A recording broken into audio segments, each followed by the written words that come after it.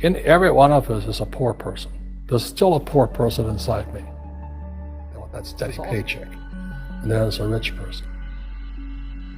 And they're all inside of us, except that it's not taught. You're taught to go to school, get a job, and get a paycheck. You're not taught to how to get rich.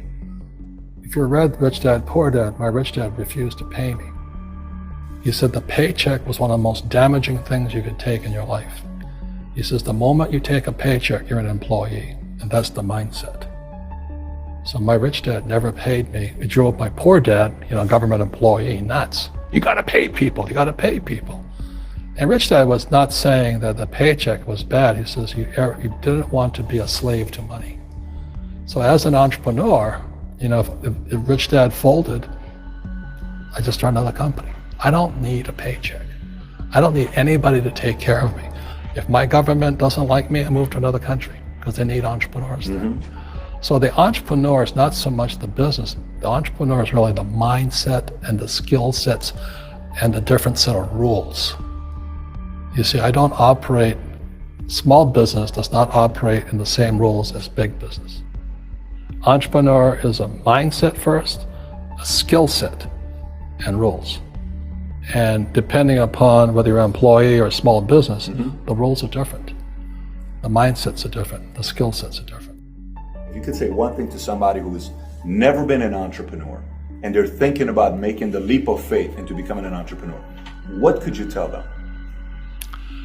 Well, I'll just tell them the same thing that happened to me.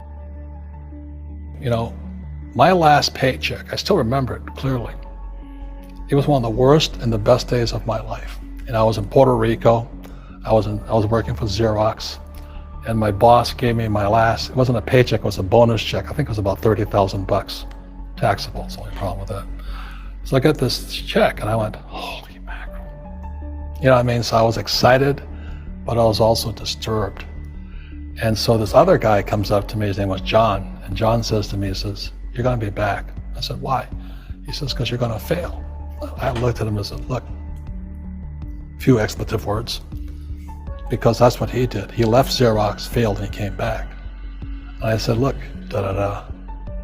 you failed and you came back, but I'm gonna fail and I'm never coming back. And that's the attitude. Do you know what I mean? If you say, well, if I fail, I'll go back to mommy and daddy, then that's what you'll do. So if you fail, that's when I became an entrepreneur, because I had no money. I had no money for years. I didn't have a paycheck. But that's what my rich dad encouraged me to do. He says, when you don't have this paycheck, you get hungrier, smarter, and it's a test of your character. Will you become a crook? Will you become dishonest? Will you cheat and steal? Or will you become a better human being? So really, that's the benefit of becoming an entrepreneur, is you really find out who you are when you don't have anything. So you always have to look at the big picture. Too many people look at, well, what's going to happen to me? When you look at the big picture, you're also going to know that when something bad happens, something good's going to happen. But you got to prepare for whatever is coming. If you think next 20 years will be like the last 20 years, you're going to get creamed. When you and I go to the supermarket and we buy a carton of milk, we always check for the expiration date. But most people do not check for the expiration date on their brains.